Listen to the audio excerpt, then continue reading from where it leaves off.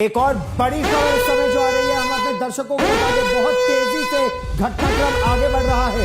पाकिस्तान ने औपचारिक तौर पर भारत के स्ट्राइक की पुष्टि कर दी है। बहावलपुर, कोटली और मुजफ्फराबाद में एक के बाद एक भारत का स्ट्राइक हुआ है। बहावलपुर यानी जैश ए मोहम्मद का हेडक्वार्टर्स पाकिस्तान के पंजाब सूबे में, कोटली और मुजफ्फराबाद पाक अधिकृत जम्मू और कश्मीर में।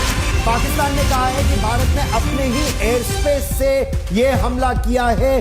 पाकिस्तान ने भारत के एयर स्ट्राइक की पुष्टि कर दी है।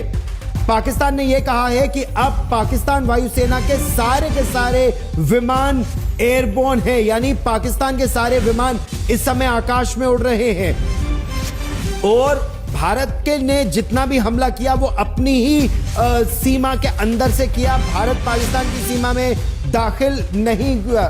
और डोनाल्ड ट्रंप, अमेरिका के राष्ट्रपति डोनाल्ड ट्रंप की भी प्रतिक्रिया अब सामने आ गई है। यह ध्यान में रखिएगा, 2019 में भी जब भारत ने बालाकोट में एयर स्ट्राइक किया था, तब उस समय भी अमेरिका में डोनाल्ड ट्रंप ही राष्ट्रपति थे।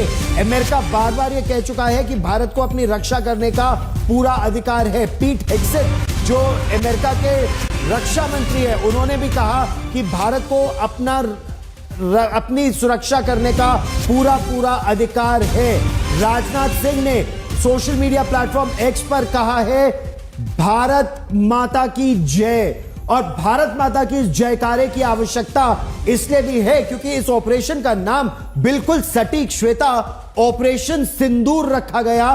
कितनी मांगे उजाड़ी पाकिस्तान ने, अब पलटवार किया है भारत ने और जबरदस्त पलटवार किया है। मंजीत, कोई अभी ये स्पष्ट हो पा रहा है कि कितने बजे इस ऑपरेशन को लॉन्च किया गया, कितने बजे ये सारे जो पिन पॉइंटेड अटैक्स हुए हैं भारत की तरफ से?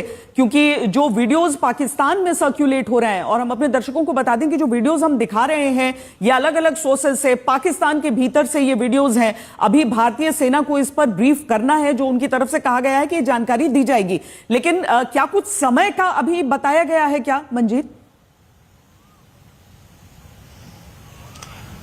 श्वेता, जो जानकारी मुझे मिल पा रही है उसके मुताबिक ये मिडनाइट 12 बजे के बाद का ऑपरेशन है और ये भी जानकारी है कि भारतीय सेना ने सरहद को क्रॉस नहीं किया है, यानी कि ये पूरी तरह से एक एयर ऑपरेशन है। भारतीय सेना ने अपने जो एयर एसेट है उनका इस्तेमाल किया है, मिसाइल का इस्तेमाल करके अलग अलग जगहों को टारगेट किया है।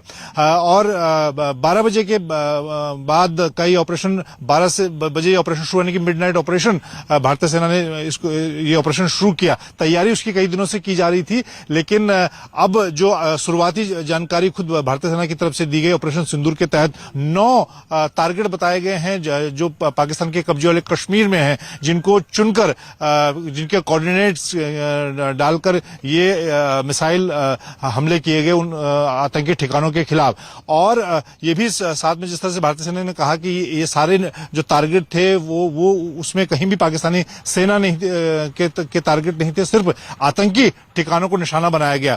लेकिन न सिर्फ पाकिस्तान के कब्जे वाले कश्मीर, बल्कि पाकिस्तान के अंदर, जैसे हम बात कर रहे हैं बहावलपुर, और अभी मुझे लगता है कि थोड़ी देर बाद और भी जानकारी सामने आएगी कि किस तरह से किन आतंकी, खासतौर से जो बड़े आतंकी सरगना हैं, उनको किस तरह से भारतीय सेना ने टारगेट करके निशाना बनाने की कोशिश की है और उनको कितना नुकसान हुआ है इस पूरे हमले में। तो ये ऑपरेशन पूरी तरह से एक तरह से एयर स्ट्राइक के तौर पर अभी तक सामने आ रहा है।